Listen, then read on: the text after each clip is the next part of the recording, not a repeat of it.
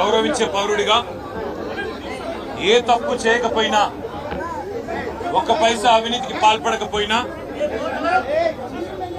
రేవంత్ రెడ్డి ప్రభుత్వం కక్ష సాధింపు చర్యల్లో భాగంగా కేసు పెడితే విచారణ అధికారులను, విచారణ సంస్థలను గౌరవించి 9 తారీఖు నాడు ఏసీబీ విచారణకు హాజరయ్యాను. 16 తారీఖు నాడు ఏసీబీ కేసు పెట్టింది కాబట్టి ఈడీ కూడా కేసు పెట్టి మరి వాళ్ళ విచారణకు పిలిస్తే ఈడీ విచారణకు కూడా హాజరయ్యాను. 2 సంస్థలు కూడా ఒకటే రకమైన ప్రశ్నలు దాదాపు 7-8 గంటల పాటు అడిగిందే అడిగి మొత్తానికి అన్ని వివరాలు తీసుకున్నాను. 2 సంస్థలు కూడా నేను చెప్పింది ఏమంటే, మీరు ఎన్నిసార్లు పిలిచినా వస్తా, మీరు ఎన్ని ప్రశ్నలు అడిగినా సమాధానం చెప్తా, సంతృప్తికరంగా చెప్తా, పూర్తిగా విచారణకు సహకరిస్తాను. భారత రాజ్యాంగాన్ని, న్యాయ వ్యవస్థను, కోర్టులను గౌరవించే బిడ్డగా తప్పకుండా నా నిజాయితీని ప్రూవ్ చేసుకుంటాను, ఇన్వెస్టిగేషన్ కు పూర్తిగా సహకరిస్తాను అనే మాట వారికి చెప్పడం జరిగింది.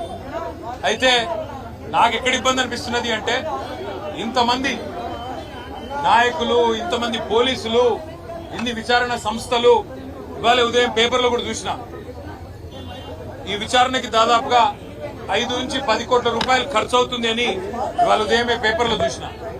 అందుకే ముఖ్యమంత్రి రేవంత్ రెడ్డికి నేను ఒక మాట చెప్పదలుచుకున్నాను. రేవంత్ రెడ్డి గారు, మీరు మీ కక్ష సాధింపు చర్యల్లో భాగంగా మీ మీద ఏసీబీ కేసు ఉన్నది కాబట్టి నా మీద ఏసీబీ కేసు బనాయించినావు, నీ మీద ఈడీ కేసు అయింది కాబట్టి నా మీద ఈడీ కేసు పెట్టినావు. ఏం ఇబ్బంది లేదు, నువ్వంటే దొరికినోనివి, నేనంటే నిజాయితీ పరుణ్ణి, ధైర్యం ఉన్నాను కాబట్టి ఎదుర్కొంటా. కానీ ఈ 5 కోట్లు 10 కోట్లు ప్రజాధనం ఏదైతే వృధా అవుతున్నదో, ఆ 10 కోట్ల రూపాయలతో బ్రహ్మాండంగా ఇంకొక 500 మంది రైతులకు రుణమాఫీ చేయొచ్చు. ఆ 10 కోట్ల రూపాయలతో దాదాపు 2500 మంది పెద్ద మనుషులకు పెన్షన్లు ఇవ్వచ్చు. అందుకే రేవంత్ రెడ్డి గారికి నేను ఒక ఆఫర్ ఇస్తా ఉన్నా. రేవంత్ రెడ్డి గారు, నీకు నిజాయితీ ఉంటే, నీకు ధైర్యం ఉంటే ఒక పని చేద్దాం. నేను తయారుగా ఉన్నా, నువ్వు ముందుకు రా, జడ్జి గారు ముందు కూర్చుందాం. ఏసీబీ జడ్జి అయినా, హైకోర్టు న్యాయమూర్తి గారైనా, లేదా మీకు ఇష్టమైన న్యాయమూర్తి ఎవరి ముందైనా కూర్చుందాం. మీ మీద ఏసీబీ కేసు ఉంది, నా మీద ఏసీబీ కేసు ఉంది. నీ మీద ఈడీ ఛార్జ్ షీట్ చేసింది, నా మీద ఈడీ విచారణ జరుగుతున్నది. మీరు మొత్తం ఈ టీవీలు అన్ని ఉన్నాయి కదా, మొత్తం మీడియా ఉంది కదా, లైవ్ టీవీ పెట్టండి. నేను రేవంత్ రెడ్డి గారు ఇద్దరం కూర్చుంటాం న్యాయమూర్తి ముంగట. మీరు ఏ ప్రశ్నను అడగండి కేసుకు సంబంధించి, ఆయన కేసు నా కేసు. ఇద్దరికి లై డిటెక్టర్ పరీక్ష పెట్టండి, ఇద్దరికి కూడా లై డిటెక్టర్ పరీక్ష పెట్టండి.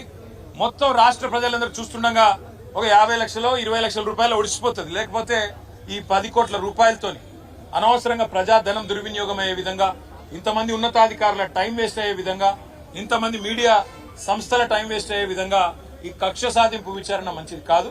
నేను రెడీగా ఉన్న రేవంత్ రెడ్డి, నీకు ధైర్యం ఉంటే ముందుకు రా.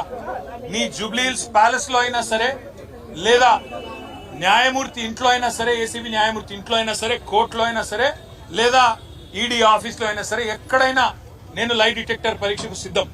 నువ్వు కూడా రా, ఇద్దరం కూర్చుందాం. దొంగెవరో, ఎవరేందో, ఎవరి నిజాయితీ ఏందో రాష్ట్రం మొత్తం చూస్తుంది. నీకు ధైర్యం ఉంటే వెంటనే నిర్ణయం తీసుకో.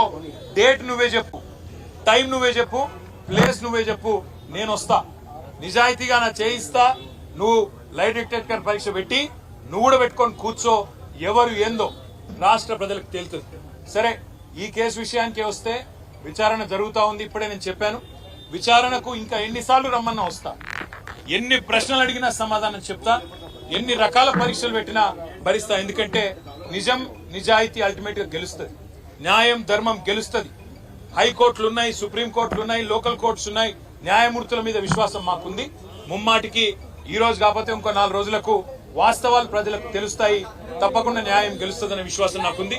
మాకు ఇవాళ ఇక్కడ ఇంతమంది వచ్చి సహకరించిన మా మిత్రులు, మా పార్టీ నాయకులు, మా కార్యకర్తలు, మా మీడియా మిత్రులు అందరికి హృదయపూర్వకంగా ధన్యవాదాలు. మనం తప్పు చేయలేదు, తప్పు చేయబోము. ఎట్టి పరిస్థితుల్లో ఇంత అర పైసా అవినీతి కూడా జరగలేదు. అదే మాట 8 గంటలు వాళ్ళు అడిగినా, అదే మాట చెప్పినా, తప్పు చేస్తుంటే రుజువు చేయండి, ఏ శిక్ష వేసినా సిద్ధమని చెప్పి కూడా వారికి చెప్పిన. All I have said, All I've said to the Enforcement Directorate today is that I will cooperate fully. I'll cooperate wholeheartedly. I'll cooperate fully. However many times they call me, however many times they summon me, I am going to be there. And whatever the kind of information they want from me,